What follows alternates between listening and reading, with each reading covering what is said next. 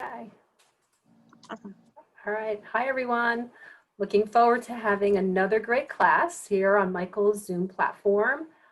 Today, we're bringing you Watercolor 101, and it's going to be a different format than we've provided for you in the past. So looking forward to everyone getting some great new experience and education. And I'd like to introduce our artist today, which I've been working with for several years. He's a great guy, really knowledgeable, quite witty, and funny as well.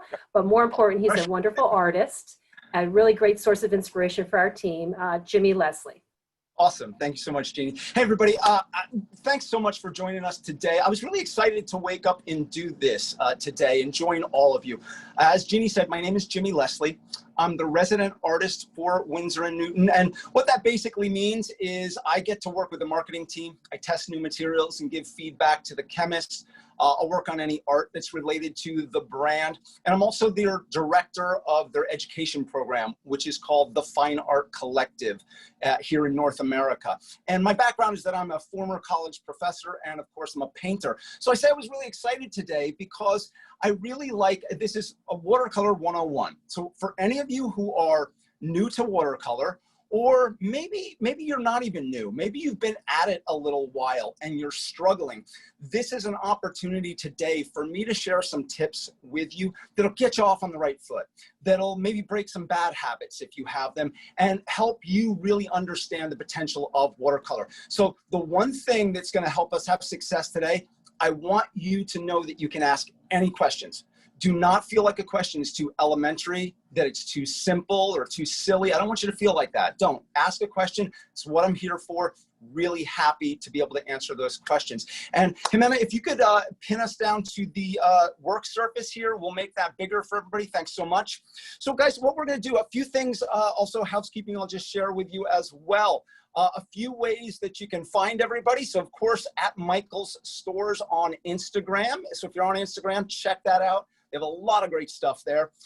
At Winsor & Newton as well is how you can find us. This is the education program I was just mentioning. That stands for the TFACNA is the Fine Art Collective North America, and that's the Instagram channel I run for Winsor & Newton and its sister company Liquitex. And I've got a lot of videos and demos on there as well. And if you want to just say hi, that's me personally, Jimmy Leslie Art. A lot of what I do on there, I will post finished work, but a lot of what I will put on there is watercolors, daily sketches, and things like that, mostly in watercolor, so you can see some of that stuff. But let's dive right into color right now. This is what we're here for today. Now, we're looking at a color chart right here. And although I'm going to share a bunch of things with you today that I think are very important, this is a really key one. And this goes back to my past being a college art professor. You send students to a store and you say, hey, let's get the primary colors. We're going to start with a smaller palette, and let's start with our primary colors. And students go to the store and they get primary colors. They get a red, a yellow, a blue. They come back to class, but then they start mixing, and their secondary colors, right? Our secondary colors are orange, our violet, our green. They wonder why, instead of their orange looking nice and bright like this one right here, they wonder why it looks a little bit muddy.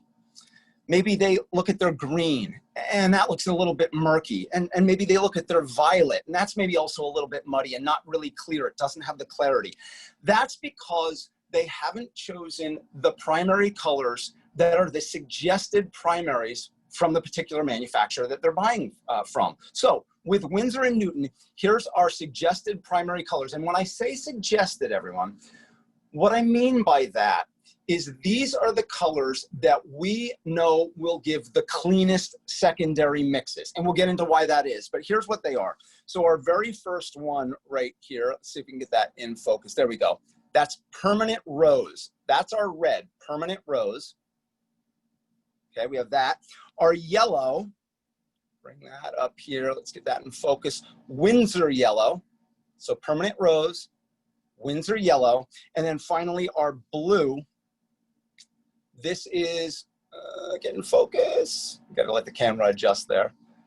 That is going to be Winsor Blue. It's still a little blurry. There we go. Winsor Blue green shade right there. Winsor Blue green shade. So when we look at these colors, we're talking about colors that are going to mix to give us the best secondary colors in the range here. So let's actually mix some color. I'm going to get another piece of paper out here, and we're going to talk about paper today, and we'll talk a little bit about brushes as well. But I'll get into that as we move along a little later. I want to get some color out for you right now. So we're going to put these colors out, and I'm going to put a little in my palette off to the side. I'll bring this over here for you. Okay, and one other thing we're going to do here, guys, I'm going to pick up some color I have over to the side here because I'm going to put out a little bit of my blue. And let's get this right here. There we go. Live things, my tube fell off the table there. So now we've got these colors right here. Now what's really important, when you're mixing a color wheel like this is about 6 inches in diameter. One of the things that I think students often do not do is they don't take the time to really understand the potential of their colors. You buy colors, you get excited, you want to go make a painting, and you just start using color without really exploring its potential. So let's do that right now. I've got my water here. I'm going to take a little bit of our yellow, and I'm just going to put that down on my surface right here. So when I'm mixing color, there's 2 things I'm going to notice. I'm going to ask myself about its saturation. So saturation is a term that means how intense is the color, right? How strong is the color? And when we look at a color like permanent rose, it's a much stronger color. That red is going to overpower our yellow right there. So I'm going to use a little bit less of the red, all right? So I'm going to use a little less of the red to make an orange. And I'll put a little bit more of this yellow out. And I'm cleaning my brush frequently. And a little bit of that red. And I get this beautiful orange color right here. I get this really, and let me bring that up to the screen a little bit more, right? We get that really rich, beautiful, clean green color. Now, when I use that term and I say a clean color, what does that mean? I mean, you have an idea of what a muddy color is, but why would a color get muddy? It's because colors have a bias. So I want you to think about that. And one of the things I want you to do too, as you go on with the rest of your day and tomorrow and the rest of your week, I want you to think when you look at objects, what color are they? So are they red, yellow, blue, orange, green, violet?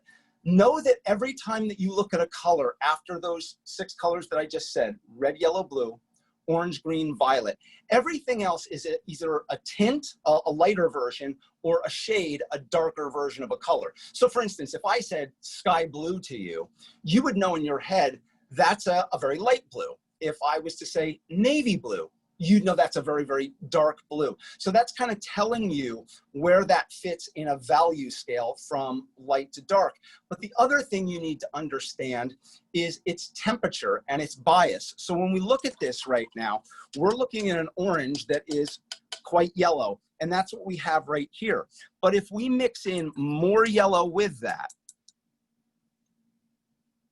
we make that even more yellow. So I pump up the ratio of yellow to red, right? I start to make that more of a yellow orange, and we can push that even further. So let's just take a clean section right here. We'll put our yellow down, and I put just a little bit of my red, and now I get more of that color that I see here. So I push it that way. If I go the other way and I go mostly red, we put that down, and just a little bit of yellow this time, not as much. Now we have what we see right here, which is a more red orange. So it starts to move one way or the other. And you have to ask yourself those questions when you're painting. It doesn't matter. The one thing that's I'm keen to do today is give you information that's universal. Even though we're talking about watercolor, and we're going to share some tips and techniques for watercolor, these kind of concepts with color would be the same if you were working with acrylics. They would be the same if you were working with oils as well. Now let's look at this also with blue and with red. And I want to show you what'll happen if we choose the wrong colors. Now I say the wrong colors. I shouldn't say that. I should probably say the ones that are not our suggested colors. Right here, here's our permanent rose and our Winsor blue. And I'm sorry, I misspoke before. I believe I might have said Winsor blue green shade when I was saying the primary colors. That's sticking out in my head, and Jeannie can double check that, or Jimena. I think I did. I think I picked up the wrong two. It's Winsor blue red shade, so I just want to make clear on that. When we mix these two together, we get this beautiful violet right here. Look what happens over here, though, when we choose a red and a blue, both complementary colors still, but now we get this grayish violet instead. Very, very muted in tone. And let's take a look at what that looks like in a real situation. So we're going to take a little bit more of our permanent rose right here. Yeah. We did have some people tell us that you did, oh, Jimmy did mention green shade, but it was Winsor blue red shade. And if you refer to both the supply list, awesome. All the info, the colors are there as well. Jimmy's using Cotman colors, but if you'd like, we've also referenced some Winsor Newton colors, and I'm encouraging you to either watch or paint along. Actually, Jeannie, I am using the professional colors right here. Okay. These are the Winsor Newton professional watercolors. Now I'm going to take a little bit of blue here, and look what happens. Now, why does this happen? Why do we get this beautiful violet that we see right here? We get this beautiful violet because remember what we just said about the blue. Winsor blue, red shade. It's a blue that's moving towards red already. It has a red bias. So it's what we would call a warmer blue. So when we mix that with our permanent rose, which is a red that moves towards blue, notice what's happening. They're both moving towards each other. So if the blue is a reddish blue and the red is a bluish red, those two are working together to really help us form and make a really beautiful violet. Let's see what happens when we choose a different red. So here, I'm going to use a little bit of cadmium red. Now, this is a color, I'll just put a little out right here, and I'm gonna get a little water, and we'll lay this down. Now, this is a much different red. This is a much more yellow red. And you might look at that off the bat, and you could very well say to me, well, I don't know, Jimmy, it looks red, but is it more of a yellow red? You might not see that right away. Let's do this. Color is relative. You know this term. You know that color is relative because anytime you've picked out a color to paint a room in your home and you take it home and you hold it up to the wall to try to match a previous color or to try to match your furniture, you say, whoa, it looks so different in the store. Different lighting conditions, the way you see your eyes, whether your eyes are tired or not, all influence how you see color. But let's put our permanent rose directly next to that. And I hope you might be able to see this now. See, that's a red that is, let's get it out of the glare. That's a red right here with our permanent rose that moves more towards a blue. And this is a warmer red right here. So it's a more yellow red. So we're trying to make a violet, right? So let's take our blue again, but this time we're going to use a different blue. We're going to use a cobalt blue. All right, so instead of our permanent rose, instead of our Winsor blue red shade, we're going to use a cobalt blue. And I'm going to put that down right here and begin to mix it with our red. And look what happens when we mix those two. Do we get a violet? Yeah, we still get a violet, but it's a very, very muted violet, and it's a very grayed down violet. Let's put a little yellow next to that and see what happens when we do that. Because when we start putting color down, and I'm just going to take some of our Winsor yellow, and I'm going to bring it right around here. And when we put yellow around there, we can start to see a little bit more of the violet come out in that, because they're what we call complementary colors. So if we go back to our color wheel right here, let's look at this. We've got yellow. So if you want to make one of these yourself, we've got yellow at the top right here. We've got our blue down here. So in a triad right here, we've got our red, which is the permanent rose down here. So I split the difference between my yellow and red to make my orange, add more red to make a red orange, more yellow to make a yellow orange. I do the same thing, right? We just use our Winsor blue red shade and our permanent rose to split the difference and make a violet. And when we add more to that violet, we get a red violet. We add more to that, we get a blue violet. And then the same thing happens up here with our yellow, with our Winsor yellow, and with our blue again right here, our Winsor blue red shade. When we mix those, we get a green, add more yellow, and we get a yellow green. So we get a green that's warmer, and we get a green that's cooler right here because it's got more blue in here. The reason I'm telling you this is because what this will do for you by paying attention to temperature, it'll help you set a mood. So what do I mean by that? Let's take a look at something right here. I'll show you an example of a painting. So here's a little watercolor painting. And I want you to notice something about this. I'm going to bring this up pretty close to the screen so you can see this. Now look at this guy's face that I painted. It's all in watercolor. And look at his cap. Look at his beard. If we actually point out in the beard here, here's a very, very muted violet that reads as a gray. But notice what it does. It reads as very cool. Reads as very cool in his cap. The denim of his jacket reads as a very cool. It's not a very, very warm blue. And all that helps to serve to make his face, where I have these reds, feel warmer. I wanted the feeling of sun on his face, of a ruddy complexion.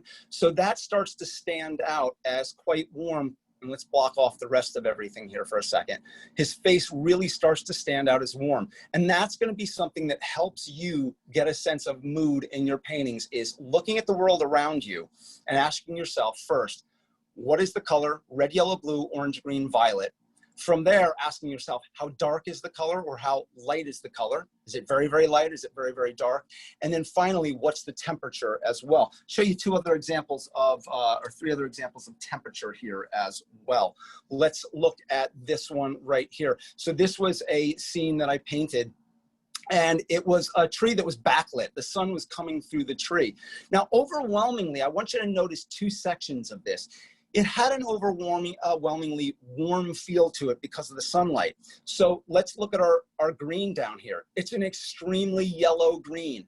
That's what's going to give it that warm feel right there with the color, right? That's that warmth because it's got more yellow in it. But look at the greens down here. Look at how much blue I have in this green. Here as well, but here even more so.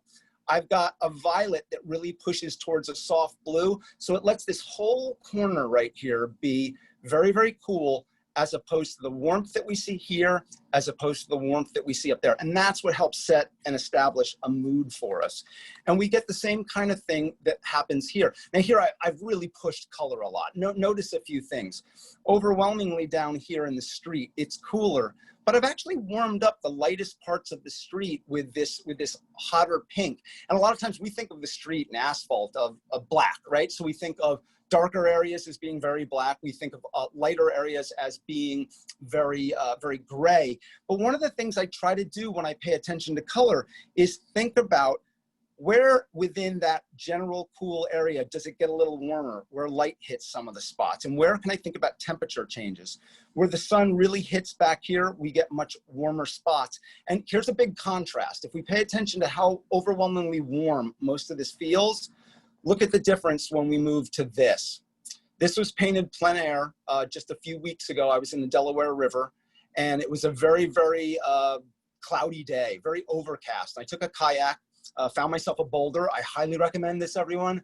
If you can kayak to a little boulder in a river, then one of the most peaceful things you could do is sit with your feet in the water on a morning all by yourself and paint. And watercolor and gouache, this is actually opaque watercolor gouache, is a nice way to do it. But look at how overwhelmingly these greens do not have an overpowering warm, hot yellow to them. It serves to be cool, and that helps us understand that relationship and that mood. So I really want you to take that away from you today when we think about the mood, when we think about temperature. So going back to this, here's my, yeah. Jeannie, we had a couple questions. First of all, yeah, some really favorable feedback on your examples of your artworks. People are really, very inspired and motivated by them.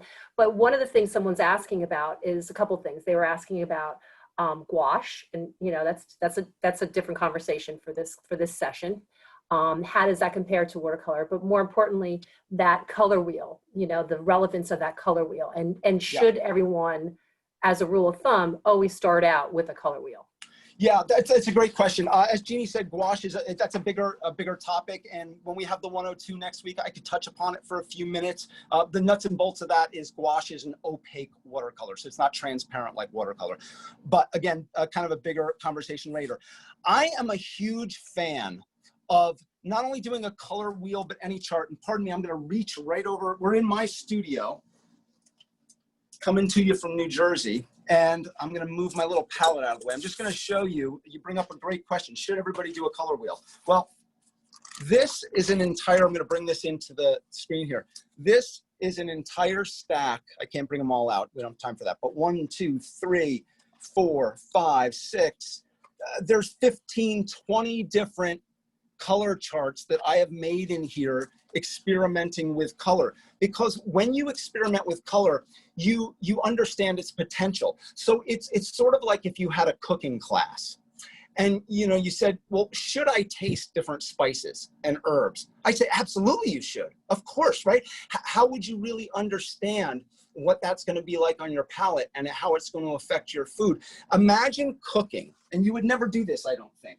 But imagine cooking. You go into a kitchen and you've got all these spices and herbs and you just start throwing them in there. No rhyme or reason. You just start throwing them in there. That's what I always watched students do when I was a professor with color. They would just start picking up a color. They would look at an orange and the actual fruit, an orange, and say, well, I'm going to grab this orange color over here. And I'd say, whoa, wait a minute. The orange that you're about to grab right now is a really very, very red orange, when the fruit, the orange that you're looking at, is a very, very yellow orange. So rather than just grabbing that color out of the tube, you want to think about its bias here and its temperature changes. I also want you to keep this in mind. When we look at the color wheel, we could generalize temperature, right? So for instance, if I said to you, what are warm colors? You might very well say, well, warm colors are yellows and oranges and reds, right? Because we think of sunlight, we think of fire, we think of heat, passion, things like that. So we associate that. Fair enough. If I said to you, what colors do you associate with cool temperature? You might say green, and you might say blue, and you might say violet, and you're thinking of water, things like that. Fair enough as well. But once again, if we take, let's now go back to our piece of paper here. I'll move the color chart out of the way, and this is where the experiment comes in. Mind you, these are only slight variations. When I go from orange right here to a red orange and orange to a yellow orange, I'm only changing the ratio slightly. You could change the ratio many, many more ways and have an almost infinite amount of steps between these things. I'm sort of taking a 50-50 step between, but let's come back here again and let's look at our permanent rows again. We'll look at this. Jamie, I'm just going to jump in real quick because you know sometimes we're familiar with all these things and people around the class are just introduction. This is our introduction, so we might want to slow down a little bit on that part of it. And then the other thing is we have so much enthusiasm about it that don't worry about the pace because everything will be recorded. It'll be available on michaels.com/classes. I've already put that in the feed in 24 hours. All right. And in the end, I will continue to put that in the feed. So if you like, just follow along. There should not be any stress. Enjoy it, take it in, and really just take it in because there's some really great learnings that you're going to get from this session with Jim. Yeah, don't feel like you have to scramble and take notes. You can always go back and look at it later. These are your 3 core things though that we want to look for. But once again, I just want to say before we move on here, think about looking at things in the world. Painting is not just about the physical act of painting. It's really about looking at things around us. I'm reminded of a story I shared with another artist recently, and it was about a writer. And her friend came over, and the woman's husband said, "Oh, she's in the back working on her book." And the person went around to the backyard and saw the woman, the writer, sitting on a dock, and she was just looking out at the horizon. And she said, "Well, your husband said you were out here writing." And she said, I am." And she says, but I don't see a typewriter. I don't see a book. I don't see a pen. And she said, I'm thinking about my characters. I'm thinking about what they would do next. I'm thinking about what their next move would be. And that's how I always think when you think about an artist is always thinking about art. When I'm out for a walk, I'm noticing things. I'm looking at a tree and I'm saying, what's going on with that color change? Or you know this too, when you look up at the sky, very, very dark blue, if it's a blue sky, very dark up top. And as it gets down to the horizon, it starts to get lighter. This is all visual language that's going to help you out later on. So keep those things in mind. When we start to add more yellow here again, remember, I'm getting that warmer because I'm adding more of that yellow. So we can take what we think of as a warm color, red, yellow, orange, and we can make them cooler by adding cool colors. We can take colors that we think are cool, green, blue, violet, we can add warmer colors and change those as well. And that's part of what the color wheel is about. I don't want you to think, though, that you have to be so perfectly organized. Simply taking a sketchbook or a piece of paper and playing is so important. And I think there's a lot of times people don't take enough time to play with their color and just sit and do that. They try to make a painting and make it look like a piece of art instead of playtime. Get together, once COVID is over, we can't do this now, but get together with a few friends or even do it in a format like this and experiment with colors because you'll all see them differently. And depending upon the amount of color you mix together, the different ratios, you're gonna come up with different mixtures and you can learn from one another that way as well. Let's, before we get into more color, yeah. I'm going to ask another question that's kind of, Sure. we're getting some really good questions. I'm hitting most of them off. Please But do. really a good one that you may or may not have mentioned. I know you're going to paper, but there's different types of formats of the paints available. So you have tube color, and what someone was referring to was a pocket box paint, or they're called pans. So could you explain a little bit what the differences are? Yeah, great question. Really, yeah.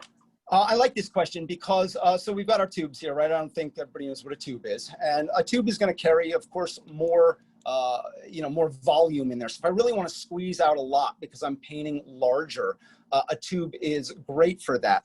Where you get accessibility, I think, and portability is when we have a set like this and we have little pans that go in there. So for me, I have just happened to have this off to the side. This is sort of always with me right here. This is just an old Army Navy bag. I've got some brushes in there. I've got a pencil. I've usually got a kit that slides in there as well. I've got a little water, portable water carrier. This is sort of, a foldable one that opens up almost like a dog bowl that expands. And I've got a rag in there. So the beauty of a pan is, let me grab that kit again. The beauty of the pan is that if you're out sketching quickly and you're all done, you got to go, you got to run, that's it. You're ready to go. You're not scrambling for the caps that you might have dropped on the ground. You're not putting out too much color and wasting it. And I know this is going to sound crazy, guys. If anybody's from New Jersey, oh boy, and you happen to share the same doctor or dentist as me, you will see me with this little kit or a similar one that I have like it in the dentist office. Because instead of reading People magazine, I'll sketch people and I'll do that. And again, I can just close it up real quickly. The one thing you should know, whether you opt for the portability of pans, and not that you can't take the tubes on the run with you, you can, but whether you opt for the pans or the tubes, we make them with the same exact pigments and the same formulas. And they go through testing to make sure that they won't fade. They go through what we call stability testing to make sure that this tube could freeze. If you're a Wisconsin inhabitant and you leave this in your car and it freezes, you just let it come back to room temperature naturally. Don't stick it in the microwave. Don't put it in your Dutch oven or anything. Just let it thaw to room temperature. We go through testing like that to make sure that they can withstand those temperature changes. You certainly don't want to do that to your paint purposely, but it's really about portability. Same testing, same materials, same quality pigments. So I hope that makes sense for you guys. Another question, Jimmy, is Yes. about the intensity of the color. One of the artists or viewers that we have is asking, why do the pans always seem to be lighter in color than the tube color? Well, I think part of that is, I don't, they're not, I don't think, but I understand what you're seeing, and let's illustrate it here. I think if I put out the color from a tube, so if we put this right on this paper, let me move that up just a little for you into the scene a little more. If I do that, I've got more volume of that right there. So if I get my brush wet, that's just going to start to slide around quite easy because I've got more volume of paint right there. And of course, the more I wet that, the more I can begin to move that around. With your pan, right, you can't squeeze out an amount. So you've got to really get this wet, and you might need to get it a little bit wetter than you think, right? Because you're trying to re-wet it.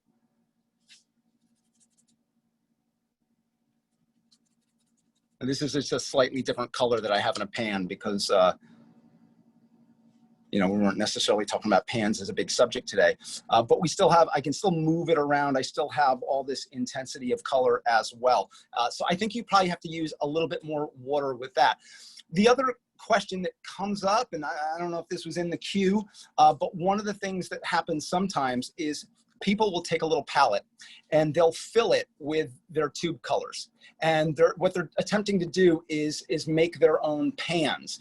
I could leave this on a palette here, but it's going to dry up, and the tube colors are not specifically made to re-wet easily like a pan is. The pan is made to be re-wet over and over and over. Whereas with a tube, you want to make sure you have the cap on there and it doesn't dry out. So if this dries, I can re-wet it, but it's going to be harder to do. That means I'm going to have to scrub at it with my brush a little bit more, which means I could beat up my brush a little, which I don't want to do. And the other thing that happens, and you've seen this probably, you all remember, and this is one of the things I find interesting about watercolor, we all used it as little kids. And you remember you'd get those little sets, and they'd have these very thin little round cakes in them, and they'd be very cheap things we'd get in first grade kindergarten. And often they would crack, they would dry out over time. And that's what happens a lot of times if you squeeze out your paint from a tube and you let it dry, it can become, the word we use is called friable, F-R-I-A-B-L-E. Not that you need to know that, but friable, meaning that it can become sort of crumbly because, again, it's not meant to continually re-wet like the tube color right there. So it can crack, crumble, fall off the palette. So I think it's and you can mix and match too. Keep that in mind. So, I can take my pan right here and I can take my tube color because they both contain the same binder. That's a little bit more of a subject for another time, but the binder is essentially the glue that holds your paint to the surface. And while we're talking about surface, let's jump over to surfaces and talk about that, and then we're going to break out more color as well. Jimmy, I'm just going to jump in on one more call out about the colors. People are really, like, these colors are very vivid. The pigments are the same. It's more about that application, which Jimmy referred to as with the water. But on the supply list, we gave you two options. We gave you the professional watercolor, and we also gave you the Cotman watercolor. So Jimmy has started, he's been presenting with Winsor Newton professional watercolor, but the Cotman watercolor was also available. And why don't you just give a little, just a top line on what are some of the primary difference between the two. Right, yeah, so actually it's a fantastic segue. That's perfect to where we're going here because I want to talk about paper a little. So here's two things. One of the things I always like to say, and we'll put hot press paper out here. I'll explain what that is in a second. Hot press, cold press. Let's make a little bit more room for, we'll overlap a little here so we can fit it in the screen. And then I'll show you individually. So we're gonna look at hot press, cold press, and rough. Put that out like we're playing poker right there. We'll do that. Paper's important. Here's why I call out paper, and it relates to the question. So professional colors versus what we either call student colors or entry-level colors, which is what the Winsor and Newton Cotman range is. So what's the difference? In a professional range, you're going to have more colors in the entire range available to you. So it might be 120 colors, let's say, compared to 70 colors or such. And so it's a bigger range of colors available to you. That's one thing. The other thing that will happen in a professional range is you'll have more pigment load. So what do I mean by that? The pigment is your colored element that goes in, that's the colored element that makes the color of the paint itself. And that is mixed with some sort of binder. So in oil paint, you might have raw umber might be the color. And that's this color that's pulled from the earth in Umbria in Italy. And that would be mixed with linseed oil. That's your glue, your binder. With acrylic, you might take the same pigment, the same colorant, the powdered colorant, and mix it with an acrylic polymer. In watercolor, we take our pigment and we mix it with something called gum arabic, which interestingly enough is also something that's used in candy coating. So remember the old ad, the what was it M&Ms, melt in your mouth and not in your hand? You have that candy coating on there. Gum arabic is a binder. It's a resin from a tree. It's very glue, very sticky like, but it's also used as a candy coating. So kind of an odd thing we have in common as watercolorists with candy right there. But I bring that up because our pigment will be a lesser load in the student range because that's the most expensive part of your paint. Think about having to grab a pigment from the ground to mine a pigment, the work that goes into that. So if we have more of that in the paint, more cost. And so what you really have to do when you shop is you have to ask yourself, do I want that more intensity of color that I'll get from a professional range? Do I want that more pigment load? You may opt for that. However, here's where paper comes in.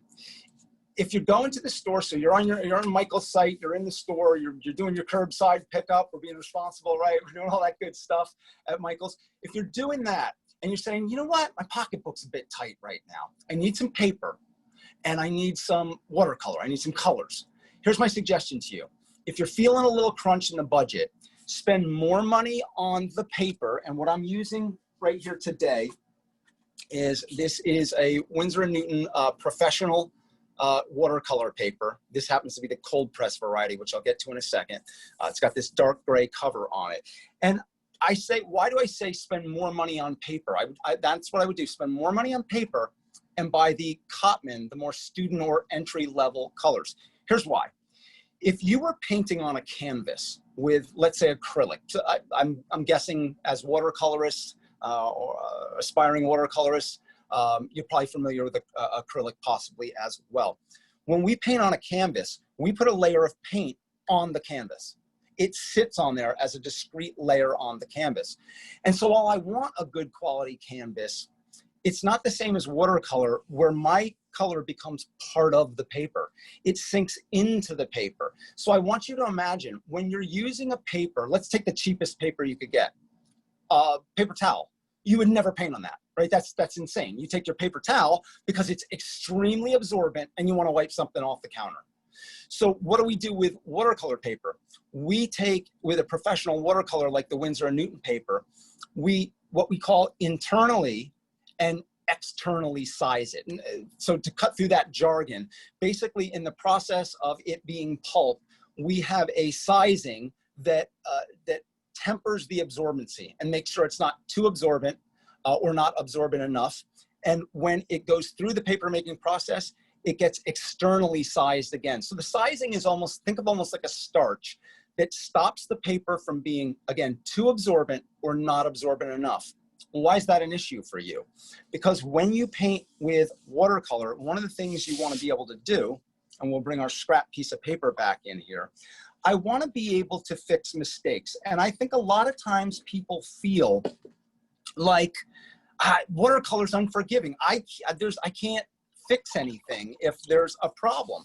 And a lot of that has to do with the paper. It's not the color, it's not your ability. Don't be so hard on yourselves.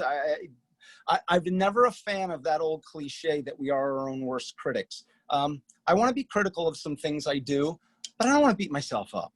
That's not fun, and it doesn't help you at all during the painting process. So right now, I'm just going to I could take a sponge, and we're going to explore that a little next week in 102. So that's going to be the same time as this, same place next week, next Tuesday. I'm going to take a little bit of water on my paper towel right there, and I'm going to dab at this,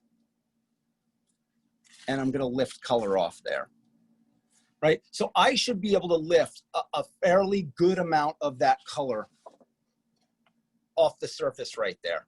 And one of the ways that you can know how easy that will be to lift color while it's wet, keep that in mind. You can lift color while it's dry. It's just that it's already part of those paper fibers, so it's going to be a little tougher.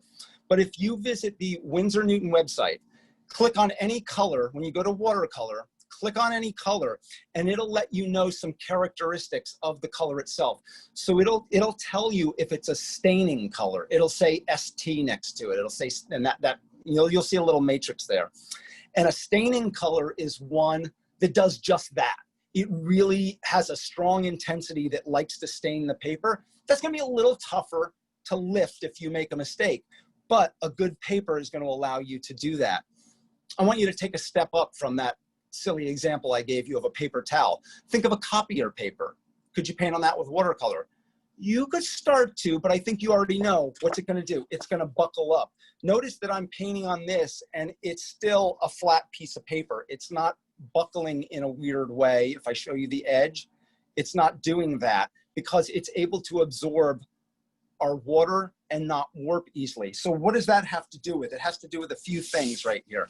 So when you're looking for paper, you can look for 3 varieties. Hot press is very, very smooth. Let me just shift that out of the way. Hot press is very, very smooth. And it's called hot press because when it goes through the paper making process, there's actually a warm felt that gets pushed into that, and the felt doesn't have a fine grain to it. So it goes through these rollers, and it's a very smooth surface. We have cold press, which doesn't involve any heat. Let me bring that up to the surface. Let's see if we can get, yeah, there in the light right down here in the corner. If I get some raking light, see that texture that you start to see in the shadow right there when I do that? You get more texture with that. Hot press, we bring that up here, smooth, super smooth. This is where I wish I was with you. I'd have you just touch my paper. It'd be a whole lot easier to do that. And then we go rough. When we get to rough, let's see if we can show that. Oh, I almost had it in the raking light. Yeah, there we go. Kind of right down here. It gets even a rougher. Yeah, there we go. That's perfect. Right under the word orange right there. See how rough that is? So why would you choose hot press, cold press, or rough? People doing illustrations and want to have a very fine line and don't want to have a lot of texture would prefer hot press. So I'm giving a talk in about 2 months to a botanical society. They really favor hot press because it's so smooth and they can get those perfect illustrations. Medical illustrators as well. Cold press is sort of middle of the road. It's not too rough. It's not too smooth. So this is probably the most popular. And then rough, probably if you're somebody who wants to, you can see more of the texture right here. See that? If you want to experiment with texture a whole lot more, and maybe you're doing things that are maybe a bit non-representational. What I mean, you're not trying to make something too realistic. You might not mind that. Probably if you were making a portrait, this would bother you because it would make the face look too grainy and too craggy. And the other thing is weight. So this says 140 pounds. So what does that mean? In case you don't know this, when you're looking on the Michaels website or you're looking on, you're in the store, one of the things you'll notice is there's 90 pound, 140 pound, 300 pound. What we do with weight in the art materials industry, the paper making industry, 500 sheets of 22 by 30-inch sheets of paper, 500 sheets of that is what is called a ream. So it's the weight of a ream of paper. So this thickness of paper right here, 522 by 30-inch sheets would be 140 pounds, right? That's what it would take to pick that up. When we have a thicker paper, like a 300-pound paper, it's going to be thicker than this. It's going to feel almost more like cardboard, a 300-pound. And that would mean our 500 sheets of 22 by 30-inch paper would weigh 300 pounds. So the thicker that paper is, the more water it can handle. And we're going to look at a wet on wet technique in just a second. So this will come up. So just to reiterate, if you're on a budget and you're going to the store, my option for you is spend your money on the professional grade paper and then get your student or entry level colors. And then if you want to aspire and move up to the professional grade colors, do that with the series number on a tube sometimes, or again, look at the sites, Michaels, Winsor Newton site, and you'll see a tube might say series 1, 2, 3, could be 4 and 5 in some ranges. And the more expensive the pigment, the more expensive the process to make it, the higher series number.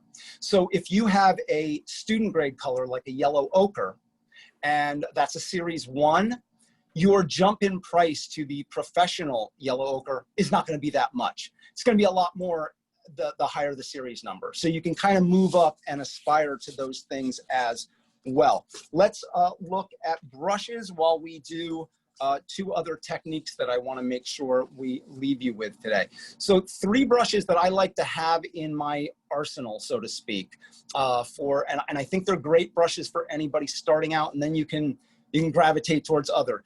Your flat brush. So if we bring that up, there's our flat brush, right? And I'm gonna grab another clean piece of paper, I think, here, if I have one.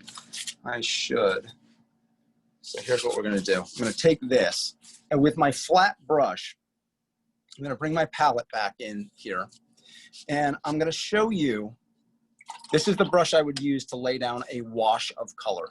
So make sure I have that cleaned off. Here's what I'm gonna do. I'm gonna take a little bit of water. Now you're not gonna see the water right away here, probably. You might see it glisten a little. Oh, you can actually. And I'm gonna put this on here. And actually, I'll tell you what I'm gonna do. I actually wanna get a little bit of I want a clean piece of paper here for this one. This is realized I put the back side of a piece of paper down. I want this, here we go. Here we got our cold press. So what I'm gonna do is put a little water down.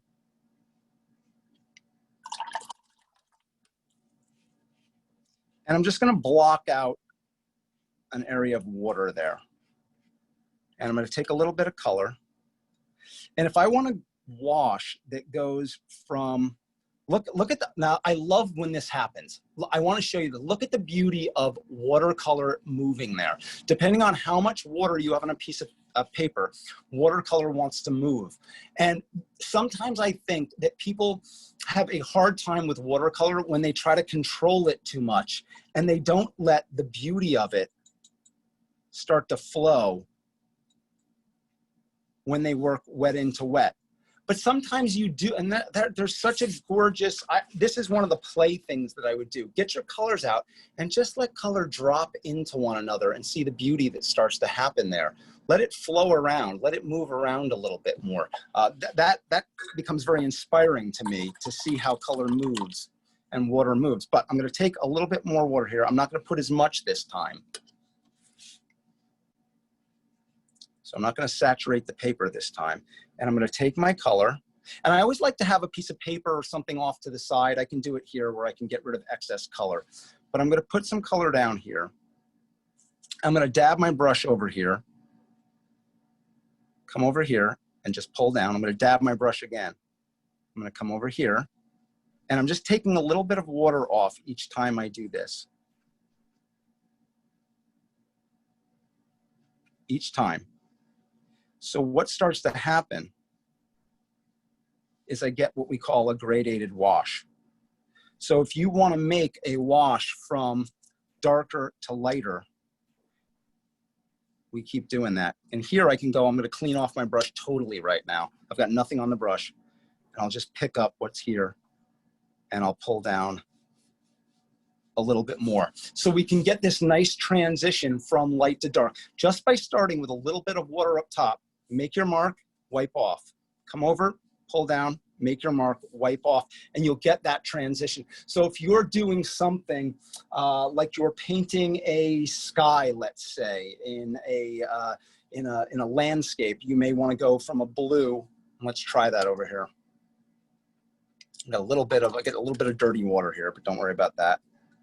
Hey, Jimmy, couple questions. Yeah. I mean, you're covering so much and people are staying with us, but just top line. Yeah. They're asking before, I'm just going to give everybody kind of the PSA. Jimmy's class today was at 1 o'clock. Next week was 1:02, is scheduled at 2 o'clock Eastern Standard Time. So please refer to the Michaels website for scheduling of classes. The class will be recorded in 24 hours. You'll be able to access it at michaels.com/classes. And some of the top line questions that keep coming up is really about first and foremost, will the paint, particularly the pans and the tube color, after what's shelf life? And the Ooh. second big question that we're asking, a lot of it can be reactivated with water, but the second, Yeah. and how you use it. But the other question that keeps coming up, you're doing a lot of work on the paper right now in terms of Correct. blending the colors. Some people are asking if you could show an example of blending it, or do you prefer to be blending on paper? Can they blend in the palette, blend the colors together? Okay, sure. First and foremost, I'm glad you said it was. Glad you said next week's at 2 o'clock. I didn't know that. I have to look at my calendar. Second thing, shelf life is a little bit tricky. You want to have your caps on your tubes and not let them dry out. Once they get dried out, they're going to be no good. That said, we sort of sometimes say the shelf life of our tubes unopened because we don't know if people seal them correctly, or did you leave it on a radiator or in the attic for years, which can have an effect on it. We usually say about 7 years or so unopened, but I don't like to pin that down a whole lot because there's just so many variables that come into play. That said, I have some tubes of watercolor colors that I don't necessarily use anymore as much, that I don't use in my palette. They're 15 years old and they're fine. Pans, I showed you that one little set. I do have another watercolor pan set. It's a Winsor Newton set I think I got 25 years ago. And there's a few colors in there that are not colors I use often. They're still good. So, you really got a lot of life out of watercolor. I think the funny thing about art materials companies is watercolor lasts a long time. usually when you want a product that people go through, but it lasts a long time. So as long as you don't put your tubes in, as I said, extreme conditions constantly, and you put the caps on, they're going to be fine. The pans are going to last a long, long time. Yeah. As we thought so. I mean, you're right. The longevity and the consistency of the paint does remain the same. Like Jimmy said, if you take proper care, obviously to the elements, but in optimal situations, endless. And also one of the things is how to reactivate some of the watercolor, which is how, in terms of mixing the color and reactivating it, when it's dry versus wet. So two things. I'm doing a lot of mixing on paper, and I will often mix on paper. You can certainly mix in a little, this is an enamel, not enamel, it's a porcelain palette. So you can certainly mix your colors there. And I think that's a good idea, because when you mix your color on a palette, and let's take a little bit of that yellow this time and mix it with a little bit of blue right here, then you can test on a scrap piece of paper what that looks like. So let me make that a little bit bigger for you. That's so tiny right there. When I do that, that goes back to our early thing that we talked about. That's a blue right there. That's actually a very cool color. It almost looks very teal looking, right? But I can test that first, because let's say that's not what I want, and I want more of a yellowish green. Well, I can come back here if I'm mixing on a palette, and I can use more yellow here, bring that into the mix, and look at the difference I have with the same colors by just changing ratio right there. So mixing on a palette, I think, is a good idea for you, especially if you're, again, more of a beginner, more novice. I would definitely do that. And I'm always hesitant about, like, I love the experimentation that comes with art, but if you're beginning, go there. Otherwise, if you were new, or if you were at it for a long time, you can also mix on your surface. So if I decide that I want to take a color that I already have here and work together and mix on the surface, I can do that, and I can certainly change that. But you might not want a gradated, and there as it dries, you can really see that nice gradation of darker to lighter right there. But let's say you don't want that gradation. So don't use quite as much water, and work quickly. So I'm going to use just a little bit of water here, and I'm just going to make a square. And I'm going to wipe off my brush over to the side. So I'm not getting this very saturated like I did before. Not getting it very saturated. And I'm going to come in here and move right across. So I'm working very quickly. A lot of times people do not get a nice flat, even wash like this because they're a little hesitant. Let me bring that closer to the camera. They're a little hesitant using watercolor. They're a little scared about not being able to change things. So I think one of the things that comes with play, remember, this is my theme here, play on a scrap piece of paper rather than jumping right in with your finished work, is that you can explore concepts like this. So more water, pulling a strip off here, getting rid of water, bringing it down, getting rid of water, and doing that is going to give me this gradated wash. But if I jump right in once again, and I put my, where I want my wash, I put my block of water down, and not too much of it. Let's take a different color. Let's take that green that we had. I'll come right across now. Hey, Jimmy, a couple things. You're getting really good feedback. People are really giving you many compliments, and you're very thorough, and we knew that this would be very enlightening. 102 is going to be available next week. Please refer to michaels.com. And there will be a survey at the end of this class that you'll get an email on. And I encourage you to give us feedback, and there'll be ratings. And I hear many of you wanting more. So tell us what you need, and then we could curate and create classes to fulfill your needs. And just keep the questions coming. And as I said, michaels.com/classes, 24 hours, you'll be able to review this. And we'll just flash Jimmy's, it's Jimmy Leslie at Jimmy Leslie Art, where you can reach Jimmy. And there you go. We're gonna get close to wrapping up. We could run a little over. And for those of you that are leaving us, I just wanted to just put that out there. Everything's available at michaels.com in terms of the supplies that you want to purchase as well. Okay, 2 more things I'm going to hit real quick. I'll be able to do a few of them in our allotted time in 3 minutes. And if you want to hang on for a few minutes more, I'll do something else. As I said, this stuff can keep going. We can really get into it a whole lot more. This is our round brush, and this is called a rigger. So I made, if I want to use my flat brush for larger areas where I can make big square, rectangular, flat washes, really put in a lot of color. With my round brush, let's get that in focus, I can get much more detail. Look at that point that we have right there. But this is the one I want to show you, which is one of my favorite, and it's really sort of a specialty brush. It's called a rigger. And the reason it's called a rigger, it's got this very long head. Notice that compared to our round right there. Notice the long head, and it's sort of almost like a pinstriper's brush. So if I wet that and I take a little bit of color, what it'll do is give me really long, thin, delicate lines. And the name comes from rigging on ships. So if you've ever seen those maritime paintings, and the rigging, I can get these delicate long lines. You can actually see some of the texture of the paper there. Let me wet that a little bit more even. And some of that color will sink down into the hollows. But you can get a super, super thin line with that. And where might that come in handy? Well, a number of things. I mentioned the maritime paintings. That's one place that might come in handy. The one place that I like it is I like to do a lot of street scenes. And this was a very early morning, like 5 a.m. There's a Shell gas station you can see there, and you can see the lights.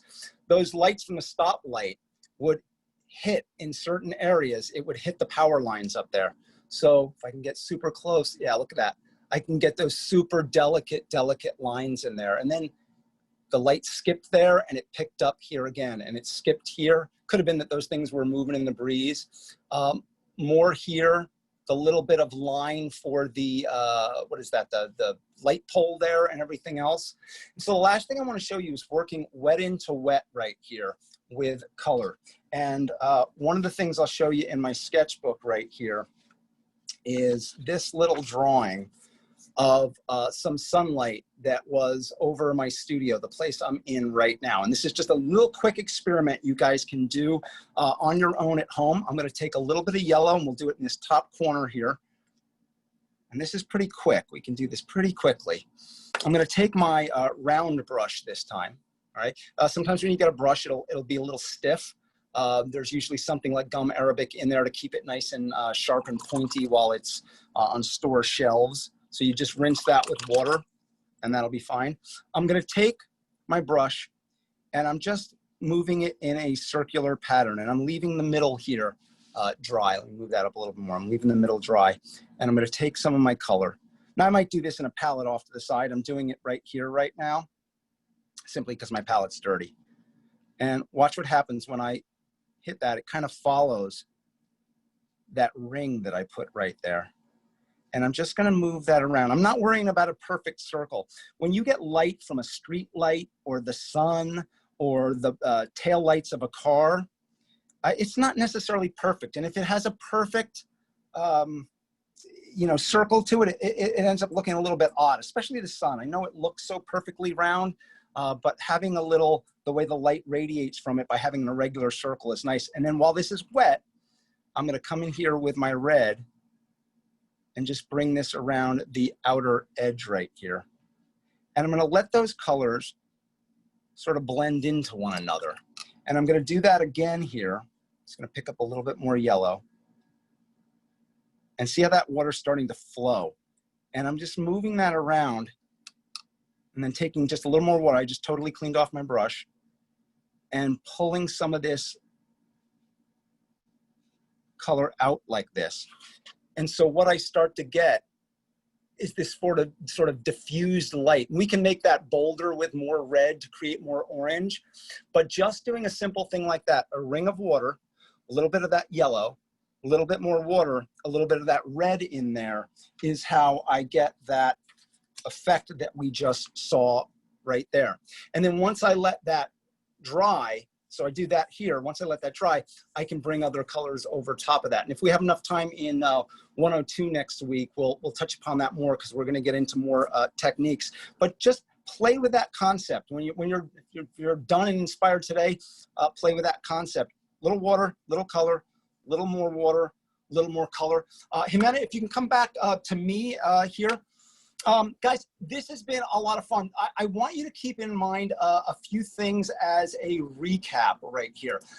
If I was teaching a Watercolor 101 course, it would be an entire semester at a college. I want you to please keep that in mind. Don't get yourselves like, oh my gosh, that was a lot of stuff. It would be 15 weeks at 2 classes a week at 2 hours a pop. So 60 hours of instruction. There's no way you could take all that in here in an hour. There's no way I could share all that with you. So this is very top line information. Certainly view this again, play with and play. If I got nothing else across to you, I want you to play, and I want you to walk out the door today when you take a little walk, maybe after dinner. I want you to pay attention to the world around you. I don't want you to just look at things. I want you to see things. There's a difference. There's a big difference. We look when we step off the curb to make sure we don't trip, right? But to really see is investigation, and it's asking questions about your surroundings. So go back to our original questions there that we talked about. When you see something, ask yourself, what color is that? And what value, meaning how dark and light is that thing that I'm looking at? And is the temperature, does it feel, go with feeling. Does it feel warm? Does it feel cool? Those are 3 things that I'm constantly having a dialogue with myself when I'm painting. I'm constantly talking. If you were in my studio with me, oh my gosh, you'd hear me talking to myself. You go, what is that guy doing? I'm asking myself questions. And that means that I can make more informed decisions. So I hope that was helpful. And if there's another question, I can take it right now. If everybody's moving on, that's fine too. But I'll leave with this.